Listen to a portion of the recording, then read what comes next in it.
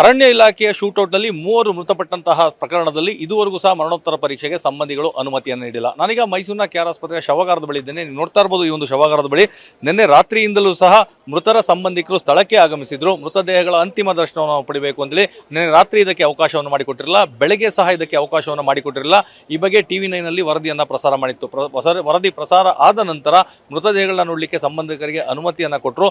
ಅದಾದ ನಂತರ ಈಗ ಮೃತದೇಹಗಳ ಒಂದು ಮಹಜರನ್ನ ಮಾಡಬೇಕು ಅಂತೇಳಿ ಆ ಒಂದು ಸಂಬಂಧಿಕರ ಅನುಮತಿಯನ್ನು ಪಡೆದಿದ್ರು. ಆದರೆ ಯಾವುದೇ ಕಾರಣಕ್ಕೂ ಮಹಜರಾಗಲಿ ಅಥವಾ ಮರಣೋತ್ತರ ಪರೀಕ್ಷೆ ಆಗಲಿ ನಾವು ಮಾಡೋದಕ್ಕೆ ಅನುಮತಿಯನ್ನು ನೀಡೋದಿಲ್ಲ. ಯಾಕಂದ್ರೆ ಆ 3 ಸಹ ಹಸುವನ್ನು ಹುಡಿಕೊಂಡು ಹೋದಂಥದ್ದು.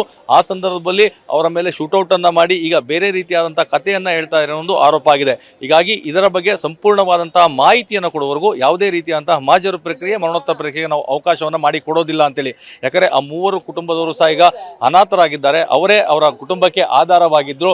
ಚಿಕ್ಕ ಚಿಕ್ಕ ಮಕ್ಕಳಿದ್ದಾವೆ. ಹೀಗಾಗಿ ಸಂಪೂರ್ಣವಾದಂತಹ ತನಿಖೆ ಆಗಬೇಕು. ನೆನೆ ಸಾಕಷ್ಟು ಪ್ರತಿಭಟನೆ ನಡೆಸಿದ ನಂತರ FIR ಅನ್ನು ದಾಖಲಿಸಲಾಗಿತ್ತು.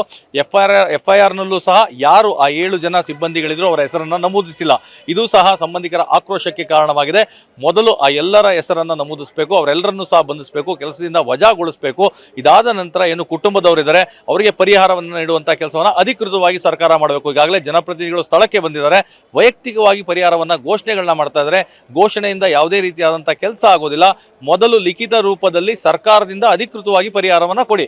ಅಲ್ಲಿಯವರೆಗೂ ನಾವು ಯಾವುದೇ ಕಾರಣಕ್ಕೂ ಹಿಂದೆ ಸರಿಯೋದಿಲ್ಲ ಅಂತೇಳಿ ಒಂದು ಕಡೆ ಈಗಾಗಲೇ ಅನೂರು ಭಾಗದಲ್ಲಿ ಒಂದು ಪ್ರತಿಭಟನೆ ಕಾವನ್ನ ಪಡ್ಕೊಂಡಿರುವಂಥದ್ದು, ಸಾಕಷ್ಟು ಆಕ್ರೋಶಭರಿತರಾಗಿ ಉಗ್ರವಾದಂತಹ ಪ್ರತಿಭಟನೆ ನಡೆಸ್ತಾರಂಥದ್ದು. ಮತ್ತೊಂದು ಕಡೆ ಶವಾಗಾರದ ಬಳಿ ಸಂಬಂಧಿಕರು ಏನು ಮೃತದೇಹವನ್ನು ನೋಡಿದ ನಂತರ ಅವರ ದುಃಖದ ಕಟ್ಟೆ ಮತ್ತಷ್ಟು ಹೆಚ್ಚಾಗಿರುವಂಥದ್ದು. ಯಾಕಂದ್ರೆ ಮೃತದೇಹದ ಮೇಲಿರುವಂತಹ ಗಾಯದ ಗುರುತುಗಳನ್ನು ನೋಡಿದ್ರು ಸಹ ಸಾಕಷ್ಟು ಅನುಮಾನಗಳನ್ನು ವ್ಯಕ್ತಪಡಿಸ್ತಾ ಇರುವಂಥದ್ದು.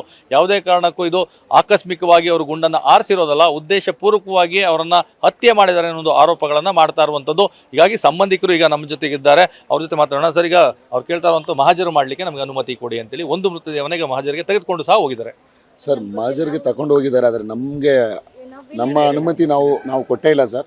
ಅದೇ ಒಳಗಡೆ ನಾವು ಇನ್ಕ್ವೆಸ್ಟ್ ಮಾಡೋಕ್ಕೆ ಕರ್ಕೊಂಡು ಹೋದಾಗ ನಾವು ಕೇಳಿದೆ ಪ್ರೊಸೀಜರ್ ಏನು ಅಂತ ಹೇಳಿ. ನಾವು ಸರ್ ಈ ಥರ ಅಂತಂದರು. ತದನಂತರ ನಾವು ಪೋಸ್ಟ್ ಮಾರ್ಟಮ್ ಮಾಡ್ತೀವಿ ಅಂತ ನಾನು ಸಂಬಂಧಪಟ್ಟ ನಮ್ಮ ಇವ್ರ ಹತ್ರ ಕೇಳದೆ ಮಾಡದೆ ನಾವೇನು ಫರ್ದರ್ ಮಾಡೋಕ್ಕಾಗಲ್ಲ, ಒಂದು ನಿಮಿಷ ಇರಿ ಸರ್ ಅಂತ ಆಚೆ ಬಂದ ತಕ್ಷಣ ಇಮಿಡಿಯೇಟ್ಲಿ ಅಲ್ಲೇ ಅವರೇ ಏನೋ ಸ್ವಂತ ಇದು ಮಾಡಿಕೊಂಡು ಅವರೇ ಡಿಸೈಡ್ ಮಾಡಿಕೊಂಡು ಒಂದು ಮೃತದೇಹವನ್ನು ತಗೊಂಡು ಹೋಗಿದ್ದಾರೆ ಸರ್.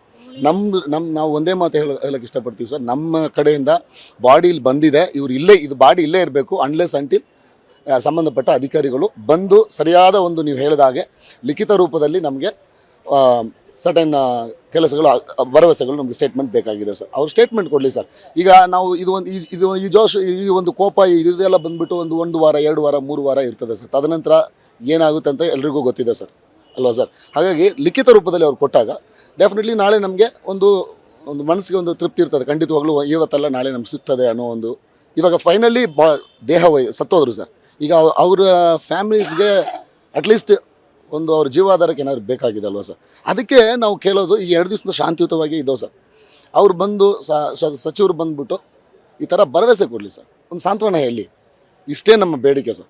ಆಮೇಲೆ ಸಂಬಂಧಪಟ್ಟವರು ಯಾರು ಇದಕ್ಕೆ ಈ ಕ್ರಿಮಿನಲ್ಸ್ ಈ ಕೆಲಸ ಹಲ್ಕಟ್ಟು ಕೆಲಸ ಮಾಡಿದಾರೋ ಅಂಥವ್ರಿಗೆ ಕಠಿಣವಾದ ಒಂದು ಶಿಕ್ಷೆ ಆಗಬೇಕು. ಇದರ ಸಮೇತ ಇನ್ನು ಜೊತೆಗೆ ಹೇಳ್ಬೇಕಂತಂದರೆ ಅಣೂರು ತಾಲೂಕಲ್ಲಿ ಕೆಲವೊಂದು ಜಾಗವನ್ನು ನೀವು ಏನು ರಿಸರ್ವ್ ಫಾರೆಸ್ಟ್ ಅಂತ ಅನೌನ್ಸ್ ಮಾಡಿದ್ದೀರಾ, ಆ ಟೆರಿಟರಿನ ನೀವು ಮತ್ತೆ ಮರುಪರಿಶೀಲನೆ ಮಾಡಬೇಕು.